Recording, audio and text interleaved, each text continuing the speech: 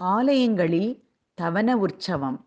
ஆலயங்களில் உள்ள நந்தவனத்தில் சுவாமியை எழுந்தருளி அங்குள்ள செடி, கொடி, மலர் உள்ளிட்ட தாவரங்களுக்கு அனுக்கிரகம் செய்வதற்காக நடத்தப்படும் உற்சவமே தவன உற்சவம் என்று அழைக்கப்படுகிறது. தவன என்னும் மரிக்கொழுந்தானது மலர்களிலேயே அதிக நறுமணம் தரக்கூடியது.